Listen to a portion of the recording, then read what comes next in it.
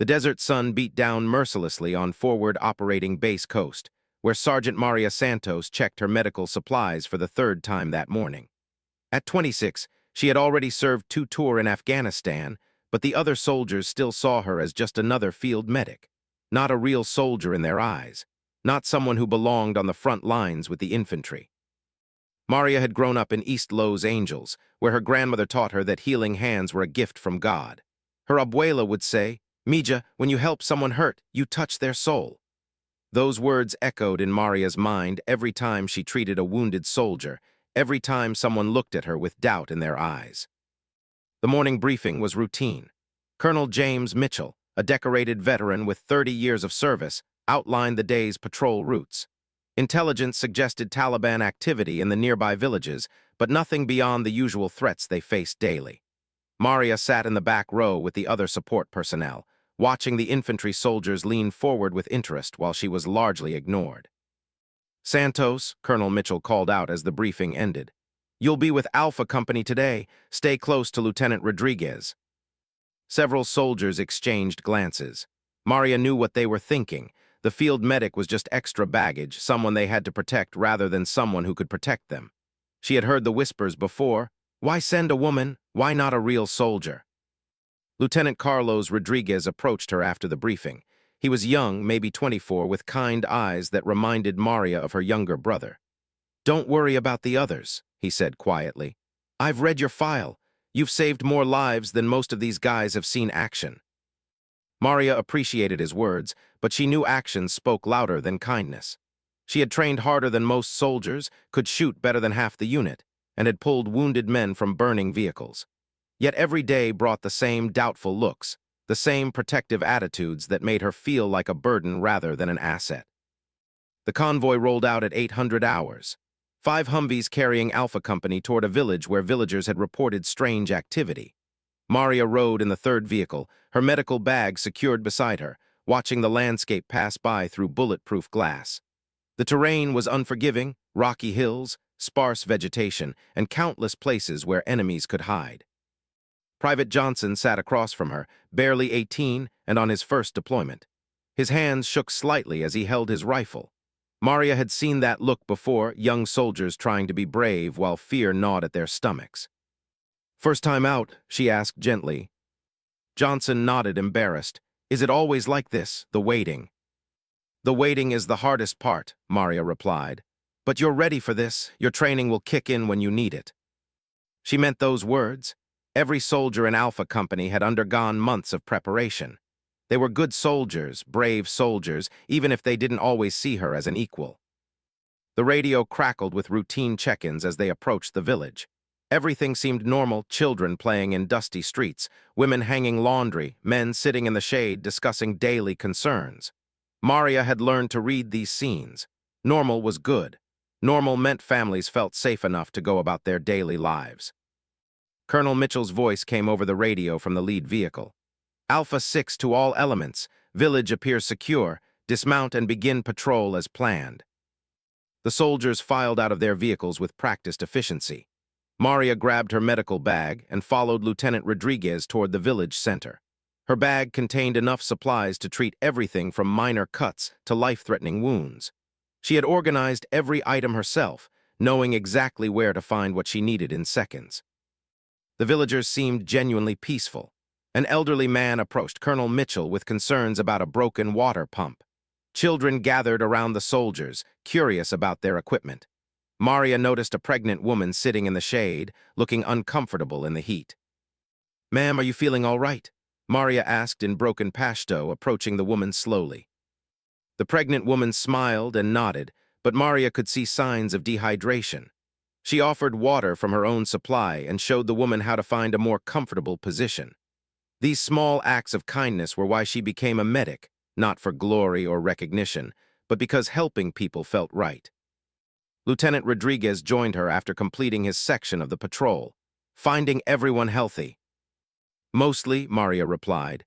"That woman needs to drink more water, and I saw a child with what looks like an infected cut on his hand. Nothing serious." "You notice everything," Rodriguez observed. "Most soldiers would miss those details." Maria shrugged. Medical training teaches you to observe. Small problems become big problems if you ignore them. As they prepared to continue their patrol, Maria felt the familiar weight of doubt from some of the other soldiers. Sergeant Williams, a career infantry soldier with multiple deployments, watched her with skeptical eyes. She had proven herself to him before, but some people needed convincing again and again. The patrol moved through the village methodically. Alpha Company was experienced and professional, checking buildings and talking with locals while remaining alert for any signs of trouble. Maria stayed close to Lieutenant Rodriguez as ordered, but she also kept her medical training active, noticing details others might miss. A young boy approached her with a small cut on his finger. His mother followed nervously, unsure whether to trust the foreign soldier. Maria knelt down to the boy's level, smiling and speaking softly while cleaning and bandaging the tiny wound. The mother's expression changed from worry to gratitude. "How do you do that?" Private Johnson asked, watching the interaction. "Do what?" "Make people trust you so quickly." Maria considered the question while packing her medical supplies. "I think people know when someone genuinely wants to help them. It's not about the uniform or the rank. It's about showing up when someone needs you." Those words would prove prophetic in ways she couldn't imagine. The patrol was nearly complete when Colonel Mitchell received an urgent radio call. Intelligence had identified a possible improvised explosive device on their planned return route. The convoy would need to take an alternate path through rougher terrain. "Change of plans," Lieutenant Rodriguez announced to his squad. "We're taking the long way home." The alternate route led through a narrow valley between rocky hills. It was the kind of terrain that made every soldier nervous, limited visibility, multiple potential ambush points, and only one way in or out. But intelligence had confirmed the route was clear, and they had no choice. Maria felt the tension increase as they loaded back into their vehicles. Even Private Johnson seemed more alert now, his earlier nervousness replaced by focused concentration. This was what good training produced, soldiers who could adapt to changing situations. The convoy moved slowly through the valley, drivers carefully navigating the rough track while gunners scanned the surrounding hills. Maria checked her medical supplies again, a habit that had become second nature. In uncertain situations, preparation was everything. "Alpha 6, this is Overwatch," came a voice over the radio. "Be advised, we're seeing movement on the ridgeline to your northeast." Colonel Mitchell's calm voice responded immediately. "Roger, Overwatch. All elements maintain vigilance and continue mission." The movement could be anything: local shepherds, curious villagers, or something more dangerous. In Afghanistan, you never knew until it was too late. Maria watched through her window as the soldiers in her vehicle became even more alert, weapons ready but not threatening. They were halfway through the valley when everything changed. The first explosion came from nowhere, a massive blast that lifted the lead vehicle completely off the ground. Maria's Humvee lurched as their driver instinctively swerved, trying to avoid whatever had hit the convoy commander. "IED, IED," someone screamed over the radio. Through her window, Maria could see Colonel Mitchell's vehicle upside down, smoke pouring from the wreckage. Her medical training kicked in immediately, even before the vehicle stopped moving. Multiple casualties, potential serious injuries, immediate medical attention required. But as their Humvee skidded to a stop, Maria realized this was just the beginning of something much worse. The second explosion hit the rear vehicle, and suddenly Alpha Company was trapped in a kill zone with wounded soldiers and an enemy that had planned this ambush perfectly. Maria grabbed her medical bag as gunfire erupted from the surrounding hills. Through the chaos and noise, she could hear wounded soldiers calling for help. This was the moment she had trained for, the moment that would test everything she believed about herself. Lieutenant Rodriguez was already coordinating their response, but Maria's eyes were fixed on the overturned lead vehicle where Colonel Mitchell and his crew needed immediate medical attention. "Santos, stay in the vehicle," Rodriguez shouted over the gunfire. But Maria was already calculating distances, timing, and the medical needs of wounded soldiers. Her grandmother's words echoed in her mind. "When you help someone hurt, you touch their soul." The field medic they had seen as just support was about to show them what real soldiers were made of. The battle for Alpha Company had begun, and Maria Santos was ready to prove that healing hands could be just as brave as fighting hands. The gunfire was deafening. Maria pressed herself against the armored door of their Humvee as bullets struck the vehicle like deadly rain. Through the small window, she could see muzzle flashes from at least 6 different positions in the hills surrounding their trapped convoy. Alpha 6 is down! Alpha 6 is down! The radio crackled with desperate voices as soldiers tried to make sense of the ambush. Lieutenant Rodriguez was already on his radio, calling for air support and backup while trying to coordinate their defense. This is Alpha 2-1, we need immediate close air support. Grid coordinates follow. Maria's medical training had taken over completely. She wasn't thinking about bullets or explosions anymore. Her mind was cataloging the wounded based on what she could observe through the chaos. The lead vehicle was overturned and on fire. Colonel Mitchell and at least 3 other soldiers were trapped inside or thrown clear during the explosion. The rear vehicle had taken a direct hit from what looked like a rocket-propelled grenade. She could see 2 soldiers stumbling away from the wreckage, both clearly injured but mobile. Those were good signs they could wait, but the men in the lead vehicle couldn't wait. Santos, Rodriguez grabbed her shoulder. I need you to stay put until we can establish a perimeter. Maria looked at him with steady eyes. Sir, Colonel Mitchell has been unconscious for 3 minutes. If he has internal bleeding or a head injury, every second counts. It's too dangerous. They've got us in a crossfire. People are dying, Lieutenant. Rodriguez saw something in her expression that made him pause. He had read her file, knew about her previous actions under fire, but seeing someone prepare to risk their life was different than reading about it in reports. Private Johnson was pressed against the opposite door, his face pale but his weapon ready. Sergeant Santos, those Taliban fighters have perfect positions up there. They're just waiting for someone to step outside. Maria was already checking her medical bag, making sure she had everything accessible. Tourniquets, pressure bandages, morphine, airway tubes, all the tools she needed to keep people alive until they could reach proper medical facilities. Johnson, you're right about their positions, she said calmly. But they're focusing on our vehicles. They want to pin us down here while they call in reinforcements. That means they might not expect someone to move toward the wounded. The radio came alive with more urgent calls. We've got casualties in Vehicle 1. Colonel Mitchell is trapped. Vehicle 5 has 2 wounded, requesting immediate medical. This is Overwatch. Air support is 20 minutes out. 20 minutes. In combat medicine, 20 minutes could be the difference between soldiers going home to their families or never seeing them again. Maria had seen too many good people die waiting for help that came too late. She looked at Lieutenant Rodriguez again. Sir, I'm going out there. Maria, no, that's an order.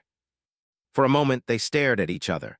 Rodriguez was a good officer who cared about his soldiers, but Maria had sworn an oath to help the wounded, regardless of the danger to herself. Sometimes those obligations conflicted with military orders. Lieutenant, with respect, my oath as a medic supersedes other considerations when soldiers are dying. Before Rodriguez could respond, Maria opened the door and rolled out of the Humvee. The world outside was chaos. Dust filled the air from the explosions, making everything hazy and confusing. The crack of rifle fire echoed off the valley walls, creating a symphony of violence that would haunt anyone who survived it. Maria stayed low, using the overturned Humvee as cover while she moved toward the lead vehicle. Her medical training included combat medicine, how to provide care while under fire, how to move in dangerous situations, how to prioritize patients when resources were limited. Behind her, she could hear Rodriguez cursing in both English and Spanish, but she also heard him coordinating covering fire to protect her movement. All elements provide covering fire for our medic. Santos is moving to Vehicle 1. The response was immediate. Every soldier in Alpha Company began laying down suppressive fire toward the enemy positions. They might have questioned her place among them before, but when their medic was risking her life to save their colonel, they would give her every bit of help they could. Maria reached the overturned vehicle and immediately began her assessment. Colonel Mitchell was pinned beneath twisted metal, unconscious but breathing. His face was bloody, and she could see a compound fracture in his left arm. Serious injuries, but not immediately life-threatening if treated properly. Specialist Davis was thrown clear during the explosion, but had landed hard against a rock. He was conscious, but complaining of severe back pain, possible spinal injury. Staff Sergeant Peterson had a deep gash across his forehead that was bleeding heavily but wasn't critical. The worst case was Private Miller, who was trapped in the driver's seat with what looked like internal injuries. His breathing was shallow, his pulse was weak, and blood was pooling beneath the vehicle. Medical triage in combat required brutal decisions. Who could wait? Who needed immediate attention? Who might be saved with the right treatment? Maria made those calculations in seconds, her training taking over completely. Miller first, she said aloud, talking to herself to stay focused. Then Mitchell, then Davis, then Peterson. She crawled under the twisted metal to reach Private Miller. The space was cramped and dangerous, sharp edges everywhere, fuel leaking from the damaged engine, and the constant sound of gunfire overhead. Miller's eyes found hers as she reached him. He was young, maybe 19, with a photo of his girlfriend taped to his helmet. "Am I gonna make it, Doc?" "You're going to be fine," Maria said with complete confidence, even though she could see he had massive internal bleeding. "But I need you to stay still while I work." She started an IV line to get fluids into him, then packed gauze against the worst external bleeding. Her hands moved with practiced efficiency, every motion deliberate and necessary. Meanwhile, bullets continued to snap overhead as Alpha Company's return fire kept the enemy from advancing. "Santos," Lieutenant Rodriguez's voice came from their Humvee. "How bad is it?" "4 casualties," she called back. "1 critical, 1 serious, 2 stable." "Can you move them?" Maria looked at the tactical situation. They were still pinned down by enemy fire, the vehicles were either destroyed or damaged, and help was still 15 minutes away. Moving wounded soldiers across open ground under fire was incredibly dangerous. But leaving them here wasn't an option either. "I need a stretcher and 2 volunteers," she shouted. "You've got it." Within minutes, Private Johnson and Specialist Garcia had crawled to her position, bringing a folding stretcher and additional medical supplies. Both soldiers looked terrified but determined. "What do you need us to do, Sergeant?" Johnson asked. Maria was already preparing Private Miller for transport. "Johnson, you're going to help me carry Miller back to the Humvee. Garcia, you're going to help Colonel Mitchell walk if he regains consciousness." "What about Davis and Peterson?" "They can wait until we get the critical cases stabilized." Moving Private Miller required careful coordination. Maria supported his head and monitored his vital signs while Johnson managed the stretcher. The 50 meters back to their vehicle felt like 50 miles, with enemy bullets kicking up dirt around them and the constant fear that one of them would be hit. But Alpha Company provided covering fire that was nothing short of spectacular. Every soldier was shooting with precision and discipline, keeping the Taliban fighters from getting clean shots at the medical team. They reached the Humvee successfully, and Maria immediately began more intensive treatment on Private Miller. He was going into shock, which meant his injuries were even worse than she had initially assessed. "Rodriguez," she called to the lieutenant, "I need you to radio for immediate medical evacuation. Miller won't survive the trip back to base without surgical intervention." "Medevac is already en route," Rodriguez replied, "but they can't land until we secure the landing zone."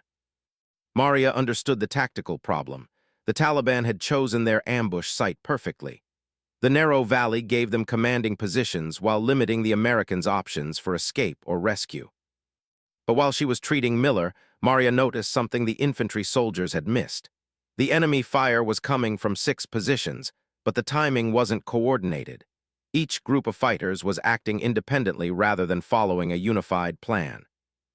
"Lieutenant," she called to Rodriguez while continuing to work on Miller, "the enemy positions aren't communicating well with each other. If you could coordinate simultaneous fire on all 6 positions, you might be able to suppress them long enough for the medevac to land." Rodriguez looked at her with surprise. Field medics weren't supposed to provide tactical advice to infantry officers. But her observation was correct. He could see it now that she had pointed it out. "All elements, this is Alpha 2-1, Rodriguez spoke into his radio. "Prepare for simultaneous suppression of all enemy positions on my mark." While Rodriguez coordinated the tactical response, Maria continued treating Private Miller. His blood pressure was dropping, and she was running out of ways to stabilize him with field medical supplies. "Stay with me, Miller," she whispered as she checked his pulse again. Your girlfriend is waiting for you to come home. The photograph on his helmet showed a young woman with blonde hair and a beautiful smile, probably a high school sweetheart who was counting the days until his deployment ended. Maria thought about all the families who would receive terrible news if she couldn't keep these soldiers alive. Colonel Mitchell was beginning to regain consciousness, which was a good sign for his head injury. But his arm was definitely broken, and he was showing signs of internal bleeding from the explosion. "Colonel, can you hear me?" Maria asked while applying a pressure bandage to his worst external wound. Mitchell's eyes focused on her slowly. "Santos, what's our situation?" "We're pinned down by enemy fire, sir, but help is coming. I need you to stay still while I treat your injuries." "My men, I'm taking care of them, sir." Maria could see the leadership instinct in Colonel Mitchell even while he was seriously injured. He wanted to know about his soldiers, wanted to coordinate their defense, wanted to make sure everyone got home safely. "Colonel, the best thing you can do right now is let Lieutenant Rodriguez handle the tactics while I handle the medical. Your men need you alive more than they need you giving orders." It was a bold thing to say to a senior officer, but Maria had learned that wounded soldiers, regardless of rank, needed clear, direct guidance about their medical care. The sound of helicopter rotors was growing louder in the distance. The medevac was approaching, but the tactical situation was still dangerous. Maria looked at her casualties and made rapid calculations about who could be moved first. Miller was still critical but stable enough for transport. Colonel Mitchell was serious but could wait a few more minutes. Davis and Peterson were still trapped at the overturned vehicle and would need to be retrieved. "Santos," Rodriguez called to her. "Medevac is 2 minutes out. They need to know how many casualties we're loading." "4 total," Maria called back while checking Miller's IV line. "1 critical, 1 serious, 2 stable." "Can you have them ready?" Maria looked at the tactical situation one more time. The Taliban fighters were still in their positions, still capable of shooting down a medical helicopter if they got lucky. But American soldiers were dying, and that wasn't acceptable. "I'll have them ready," she promised. As the helicopter approached, Maria made a decision that would define the rest of her military career.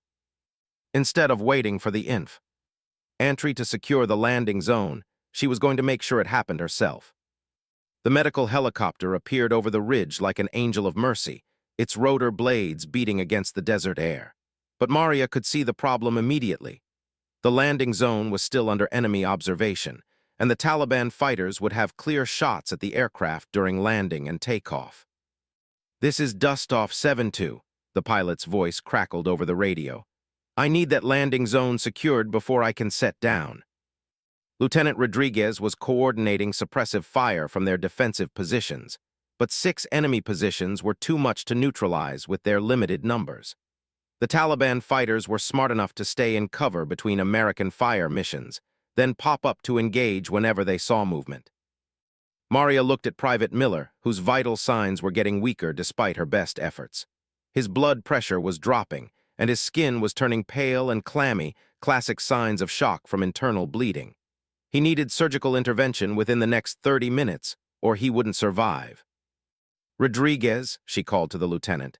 "Miller can't wait. If that helicopter doesn't land soon, we're going to lose him." "I'm doing everything I can, Santos," Rodriguez replied, frustration clear in his voice. "But I can't eliminate 6 enemy positions with 12 soldiers." Maria studied the tactical situation while continuing to monitor Miller's condition. The Taliban fighters were positioned in a rough semicircle around the valley, each group separated by several hundred meters.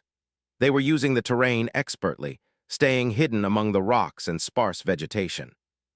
But medical training had taught Maria to look at problems differently than infantry soldiers.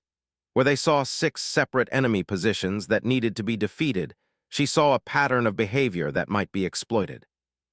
"Lieutenant, can I make a suggestion?" Rodriguez looked at her with surprise. In the middle of a firefight, the last thing he expected was tactical advice from his medic. But her earlier observation about enemy coordination had been correct, so he was willing to listen. "Go ahead. The enemy positions are reacting to our movements, not initiating their own attacks. They're defensive-minded, trying to prevent rescue rather than destroy us completely. That means they'll focus on the biggest threat." Which is the helicopter. If I can draw their attention while Dustoff 72 approaches, they might focus their fire on me instead of the aircraft. Rodriguez stared at her as if she had lost her mind.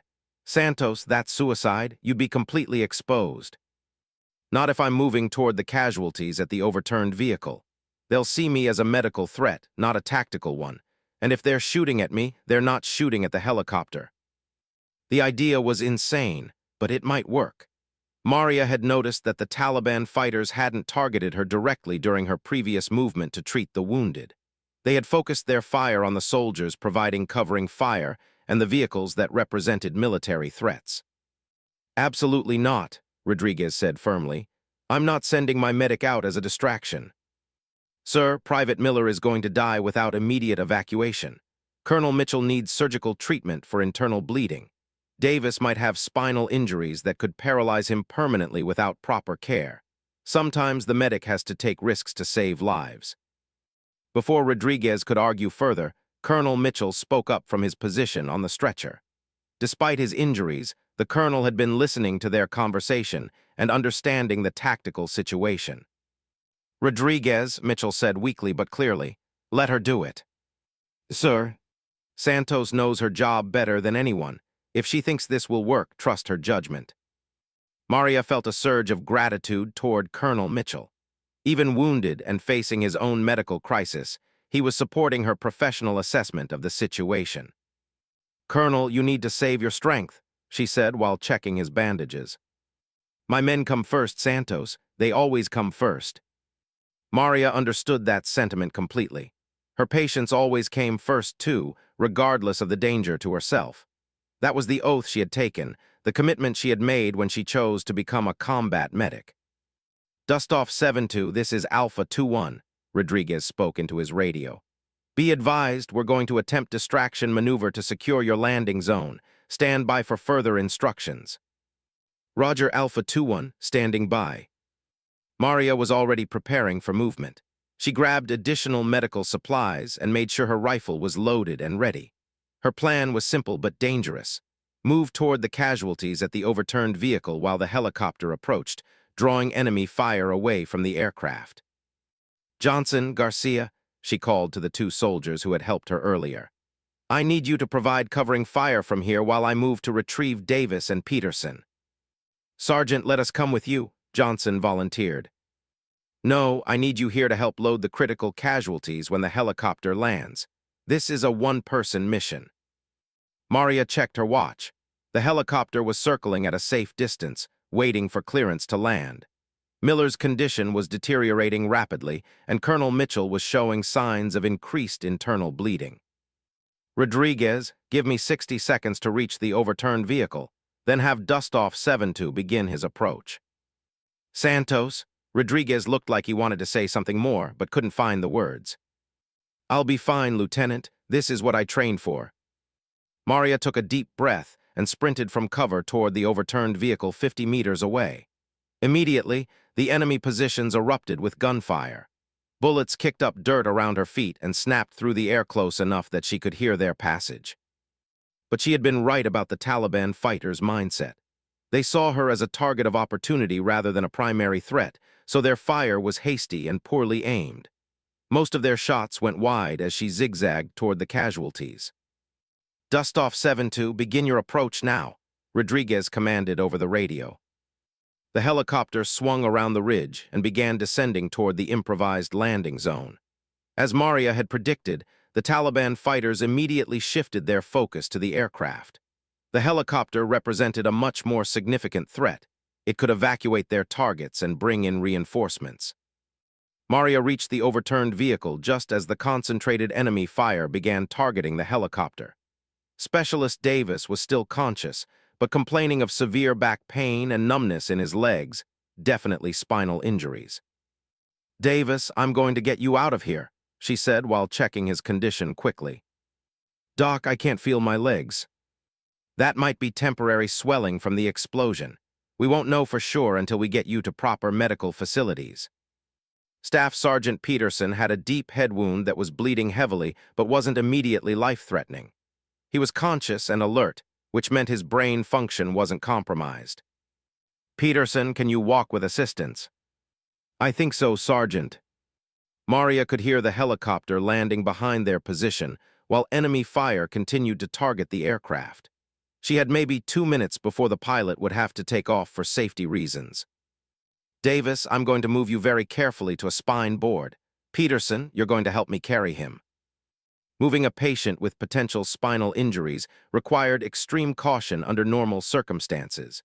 Doing it under enemy fire while a helicopter waited for evacuation was nearly impossible. But Maria had trained for exactly these kinds of impossible situations.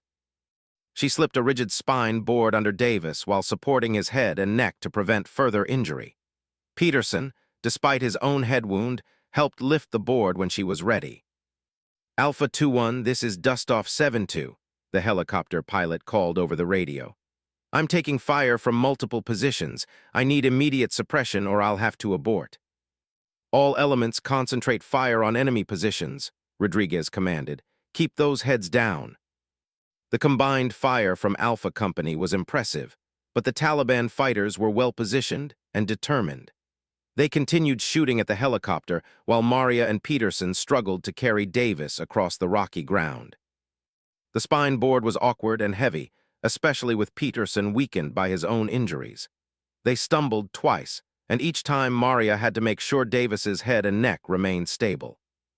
Almost there, she encouraged Peterson, who was bleeding from his forehead wound and clearly struggling. 20 meters from the helicopter, Peterson collapsed.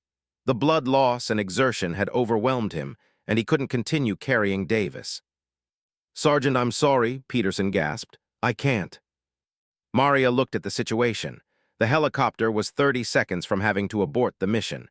Davis was paralyzed and couldn't move himself. Peterson was unconscious from blood loss, and she was the only person in position to get them to safety. Without hesitation, Maria grabbed the spine board and began dragging it toward the helicopter by herself. Davis weighed at least 180 pounds, and the board added another 30 pounds.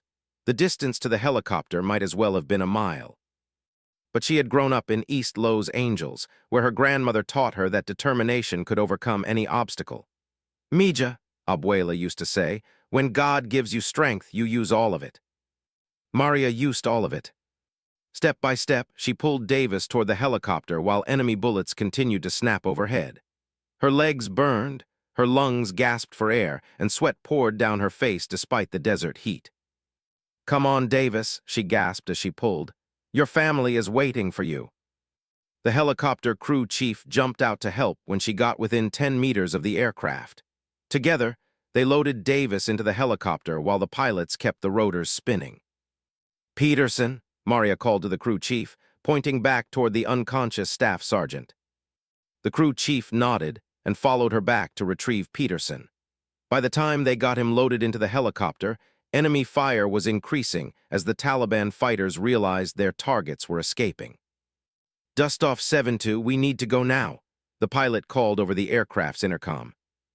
But Maria was already running back toward their defensive position where Miller and Colonel Mitchell were waiting. The helicopter could take 4 patients, and she wasn't leaving anyone behind. Santos, get back here, Rodriguez shouted over the noise of rotors and gunfire. Maria reached their position as Johnson and Garcia were loading Miller into the helicopter. His condition had stabilized during the evacuation of the other casualties, but he still needed immediate surgery. Colonel Mitchell was the last patient to load. Despite his injuries, he insisted on walking to the helicopter under his own power rather than being carried. Colonel, you should be on a stretcher, Maria argued. Save the stretcher for someone who needs it more, Mitchell replied with a weak smile. As the helicopter prepared to take off with all 4 casualties, Maria realized she had accomplished something that seemed impossible 30 minutes earlier. Every wounded soldier was alive, every injury was treated, and everyone was going home to their families. But as Dustoff 7-2 lifted off under continued enemy fire, Maria understood that her real test was just beginning. Alpha Company was still trapped in the valley with limited ammunition, no vehicles, and enemy fighters who were now extremely angry that their targets had escaped. The helicopter disappeared over the ridge, carrying Colonel Mitchell and the other wounded soldiers toward the military hospital at Bagram Airfield.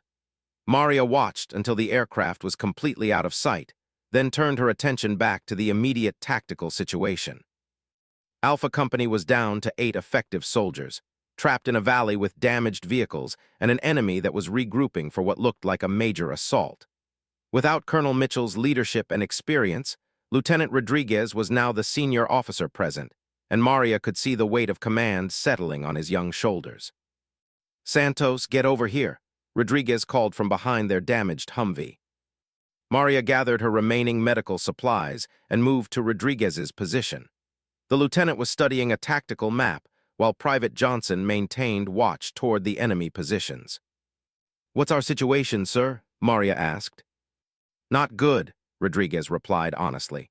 "We've got 8 soldiers, limited ammunition, no working vehicles, and intelligence suggests enemy reinforcements are moving toward our position." "How long until our backup arrives?" 40 minutes minimum, maybe longer if they encounter resistance en route." 40 minutes. Maria calculated rapidly in her mind. With Alpha Company's current ammunition supplies and the enemy's apparent numbers, they might not be able to hold their position for 40 minutes against a determined assault. "Lieutenant, can I make another tactical suggestion?" Rodriguez looked at her with tired eyes. "At this point, I'll listen to anyone with ideas." Maria pointed to the map Rodriguez was studying. "The enemy has been content to keep us pinned down rather than overrun our position. That suggests they're waiting for something, probably reinforcements or better positioning." "Agreed, what's your point?" "If we stay here, we're fighting on their terms. But if we can move to a more defensible position, we might be able to hold out until help arrives." Rodriguez studied the map more carefully. "There's a ridgeline about 400 meters east of here. Better fields of fire, more cover, but getting there would mean crossing open ground under enemy observation. The enemy positions are focused on this valley because they expect us to stay with our vehicles. They might not be prepared for movement in a different direction." It was another calculated risk, like her decision to draw enemy fire during the medical evacuation. But Maria's medical training had taught her to think systematically about problems and look for solutions that others might miss.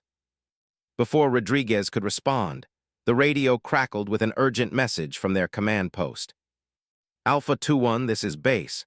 Be advised, intercepts indicate large enemy force moving toward your position. Estimate company-sized element with heavy weapons."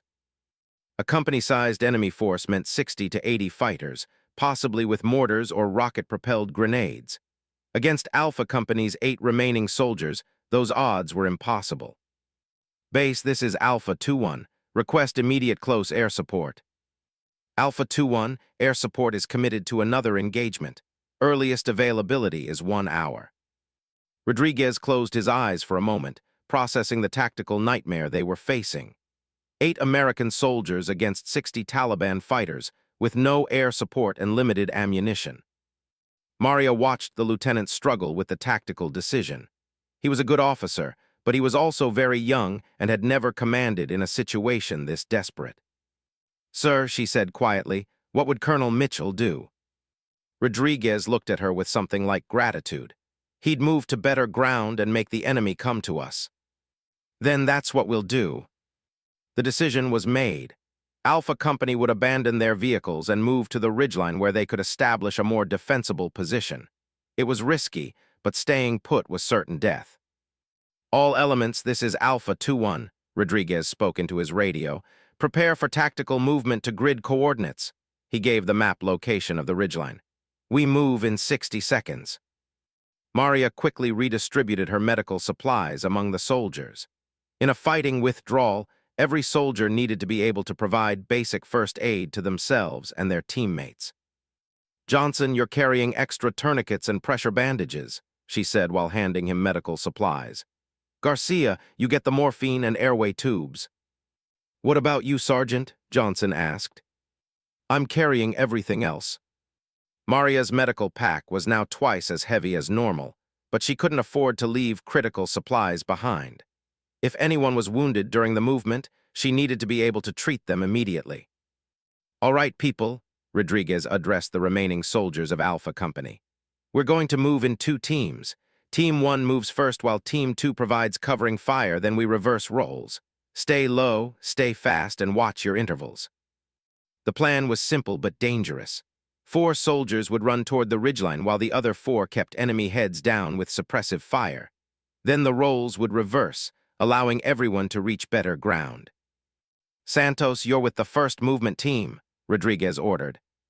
"Sir, shouldn't the medics stay with the rear guard in case someone gets hit during the withdrawal?" "If someone gets hit during withdrawal, the best thing you can do is reach defensive positions where you can treat them safely." Maria understood the logic, but it felt wrong to leave soldiers behind even temporarily. Her instinct was to stay close to whoever might need medical attention. "Besides," Rodriguez added with a slight smile, "after what you did during the medical evacuation, I trust your ability to move under fire." The 8 soldiers of Alpha Company prepared for what might be their final tactical movement together. They had trained for this kind of situation, but training never fully prepared anyone for the reality of combat. "Team 1, move out," Rodriguez commanded. Maria sprinted from cover alongside Johnson, Garcia, and Specialist Williams. Immediately, enemy fire erupted from the surrounding hills as the Taliban fighters realized the Americans were moving. But this time was different from her earlier movement to treat casualties. This time, she was running with infantry soldiers who knew how to move under fire. They used every bit of cover available, changed direction randomly to confuse enemy aim, and maintained proper intervals to prevent multiple casualties from a single enemy shot. The 400 meters to the ridgeline felt like 4 miles. Bullets snapped overhead and kicked up dirt around their feet, but Maria's earlier assessment had been correct. The enemy wasn't prepared for movement in this direction, and their fire was less accurate than it could have been. "Almost there," Garcia called as they approached the base of the ridgeline. The climb up the rocky slope required careful coordination. They were completely exposed during the ascent, but Rodriguez's second team was providing excellent covering fire from their original position. Maria's medical pack felt like it weighed 100 pounds as she climbed over rocks and through sparse vegetation. But she kept thinking about Colonel Mitchell's words, "My men come first. They always come first."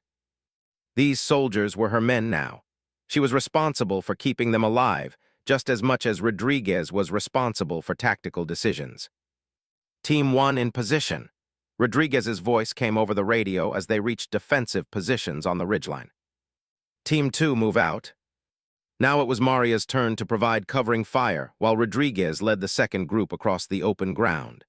She had qualified as expert with her rifle during training, but shooting at enemy positions to protect her teammates felt different than shooting at paper targets.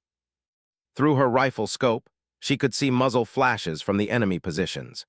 She aimed carefully and squeezed the trigger, trying to keep the Taliban fighters from getting clean shots at Rodriguez's team. "Come on, Lieutenant," she whispered while continuing to fire. "Move fast."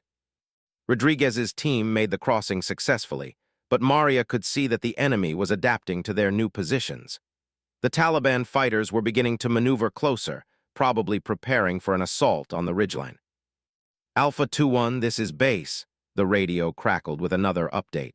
"Enemy reinforcements have reached your area. Count approximately 60 fighters with crew-served weapons."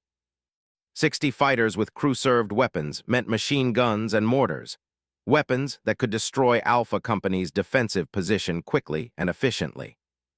"Base, what's the status on our reinforcements?" Rodriguez asked. "Alpha 2-1, friendly forces are 30 minutes out." 30 minutes. Against 60 Taliban fighters with heavy weapons, 30 minutes was an eternity. Maria looked at the 7 soldiers around her, young men who had followed orders without question, trusted their officers completely, and performed with extraordinary courage under impossible circumstances. Private Johnson, barely 18, was checking his ammunition and preparing defensive positions with the calm professionalism of a veteran. Specialist Garcia was coordinating fields of fire with Williams and the other soldiers, as if this was just another training exercise. These weren't the same soldiers who had looked at her with doubt and skepticism during the morning briefing.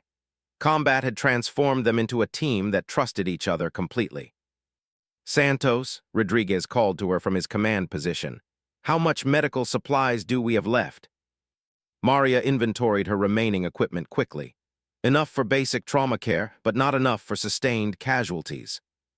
Understood, stay close to the command post. If we take casualties during the assault, I need you centrally located. As if summoned by Rodriguez's words, the sound of incoming mortar rounds whistled through the air.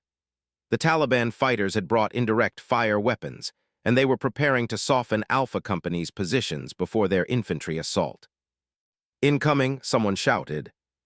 The first mortar round exploded 20 meters from their position, showering the ridgeline with rocks and dust. Maria pressed herself against the rocky ground and tried to make herself as small as possible. More explosions followed as the enemy mortar crew found their range. Each blast was getting closer to Alpha Company's defensive positions. "They're bracketing us," Rodriguez observed grimly. Maria understood military terminology well enough to know what that meant. The enemy mortar crew was adjusting their aim systematically, walking their explosive rounds closer and closer until they achieved direct hits. "How long until they find our exact position?" she asked. "Maybe 5 minutes." 5 minutes before the Taliban fighters dropped high-explosive rounds directly on their defensive positions. 5 minutes before Alpha Company would be forced to abandon their carefully prepared fields of fire. But as Maria listened to the incoming mortar rounds and watched her teammates prepare for the final battle, she realized that 30 minutes was longer than she had initially thought.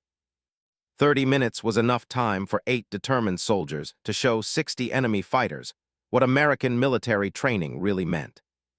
The battle for the ridgeline was about to begin, and Sergeant Maria Santos was ready to prove once again that field medics belonged on the front lines with the infantry. The mortar rounds were walking closer to their position with each explosion. Maria could feel the concussion from each blast, and loose rocks were beginning to rain down on Alpha Company's defensive positions. The Taliban fighters had found their range and were preparing to destroy the ridgeline systematically. "Next round is going to be close," Rodriguez warned over the sound of incoming ordnance. The explosion came 20 feet from Maria's position, close enough that the blast wave knocked the wind out of her lungs and filled her mouth with dust and debris. When the smoke cleared, she could see that Specialist Williams had been hit by shrapnel in his shoulder. "Medic," Williams called out, more from training than actual pain. Maria low-crawled to Williams's position while mortar rounds continued to impact around them. The shrapnel wound wasn't life-threatening, but it was bleeding heavily and would compromise his fighting effectiveness if left untreated. "Hold still," she said while cutting away his uniform to access the wound. "Doc, just patch me up quick," Williams said through gritted teeth. "I need to get back on my rifle." Maria worked rapidly, cleaning the wound and applying a pressure bandage while explosions continued around them. Williams was right. They needed every rifle firing during the upcoming infantry assault. "You're good to go," she said, helping him back to his fighting position. "Thanks, Doc." As Maria returned to the command post, she could hear Rodriguez coordinating with their remaining ammunition supplies. Each soldier had maybe 60 rounds remaining, plus whatever ammunition they could recover from their damaged vehicles if they survived the mortar barrage. "Alpha 2-1, this is base," the radio crackled with another update. "Friendly forces are 25 minutes out. Hold your position." 25 minutes. Maria looked at the 8 soldiers of Alpha Company and wondered if any of them would be alive when help arrived. The mathematics were simple and brutal: 60 Taliban fighters with unlimited ammunition against 8 Americans with limited supplies. But mathematics didn't account for training, determination, or the bonds that formed between soldiers under fire. "Santos," Rodriguez called to her, "I need you to do something for me." "What do you need, sir?" Rodriguez handed her a small notebook and a pen.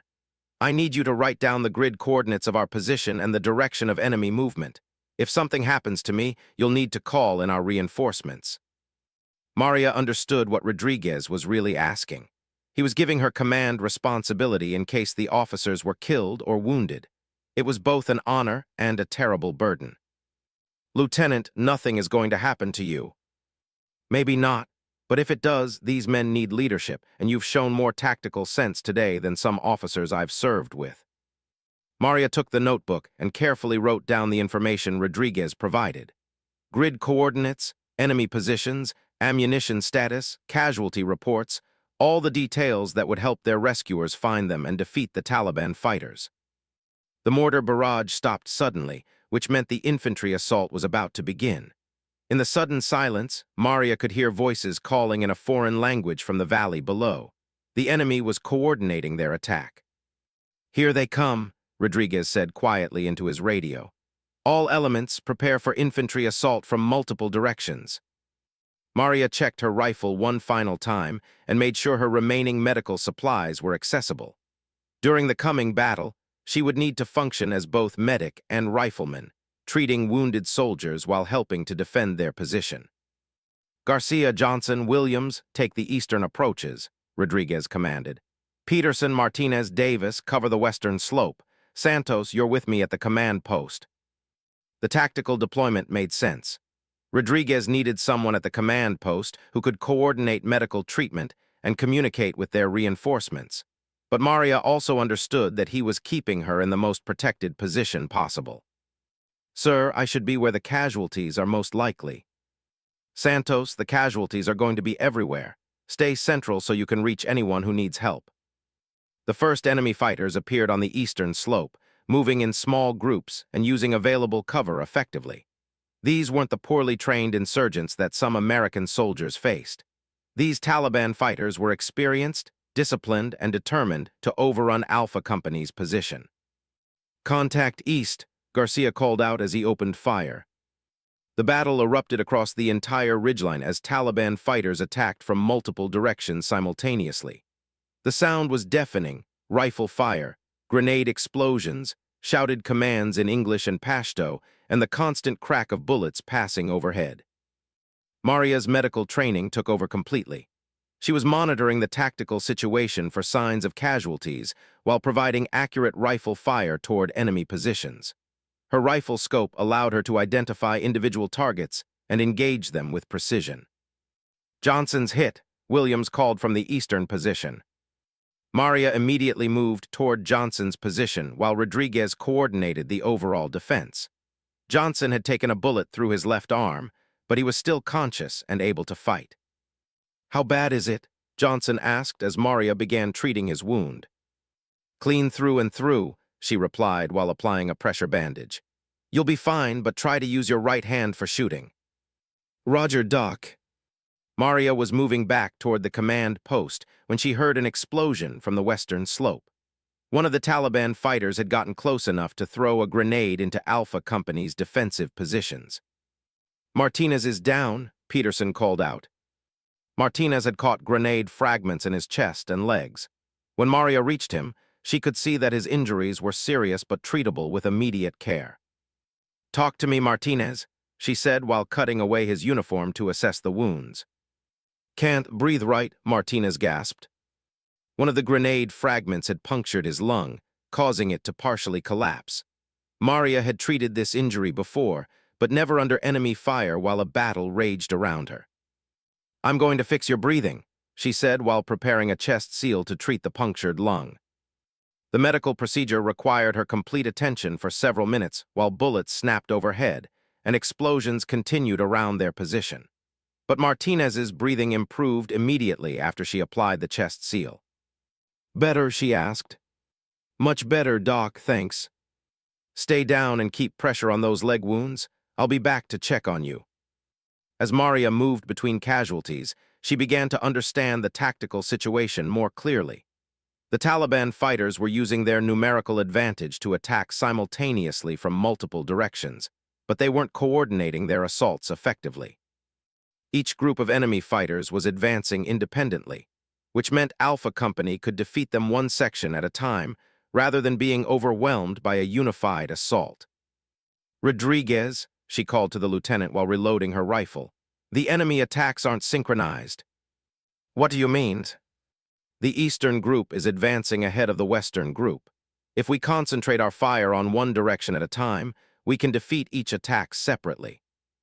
Rodriguez immediately understood her tactical observation. "All elements, concentrate fire on eastern approaches, suppress that advance." The combined firepower of Alpha Company's remaining soldiers was devastating when focused on a single target. The Taliban fighters approaching from the east were forced back with heavy casualties. "Now shift fire to the western slope," Rodriguez commanded. The western group of enemy fighters was caught advancing in the open when Alpha Company's concentrated fire hit them. Several Taliban fighters were killed or wounded, and the remainder retreated to cover. Maria's tactical suggestion had worked perfectly.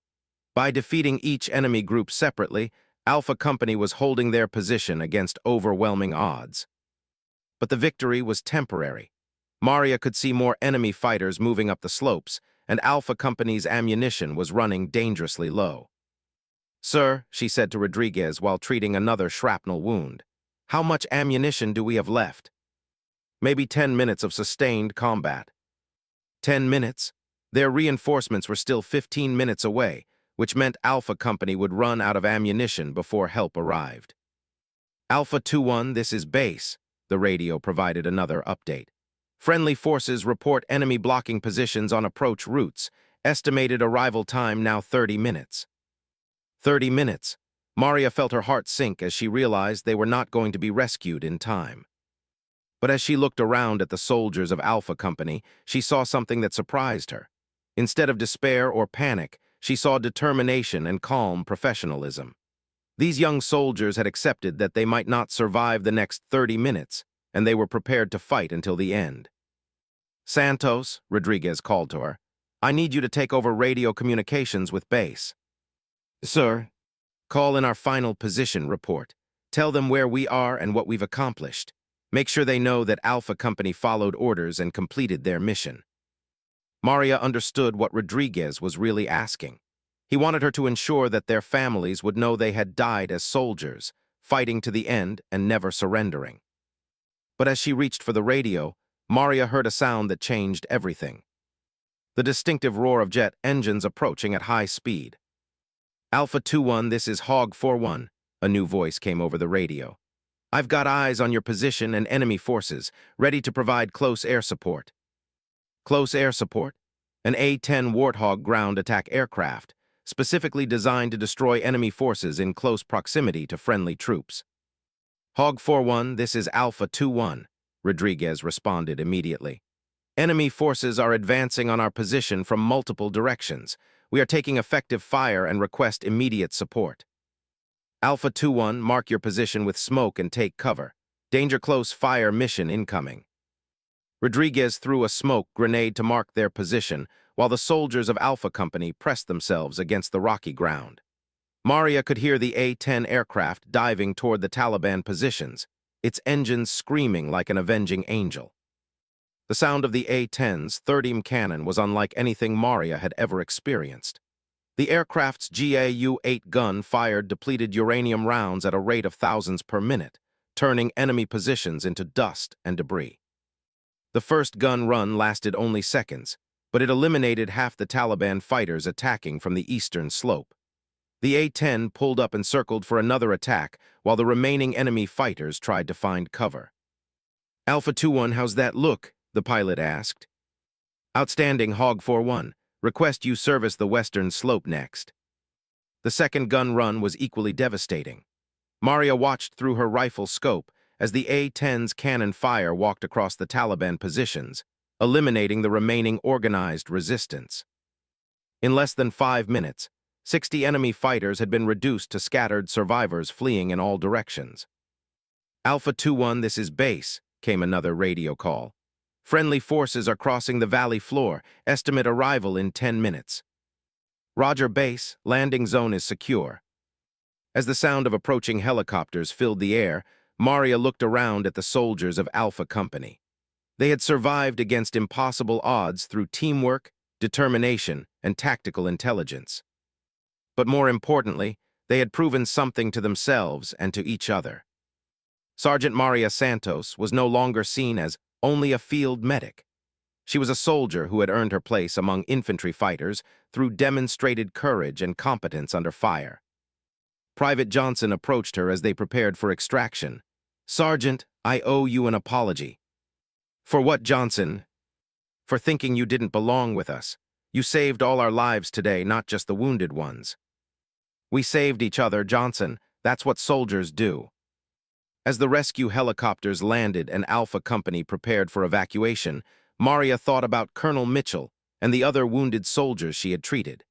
They were safe now, recovering in military hospitals and preparing to return to their families. Every soldier was going home, every mission had been completed, every life had been saved. For a field medic who had grown up believing that healing hands were a gift from God, there was no greater victory than that. The helicopter lifted off, carrying the survivors of Alpha Company toward safety. Below them, the valley where they had fought so desperately grew smaller and smaller until it disappeared completely. Maria Santos had proven herself as a soldier, a medic, and a leader under the most extreme circumstances possible. She would never again be seen as only anything.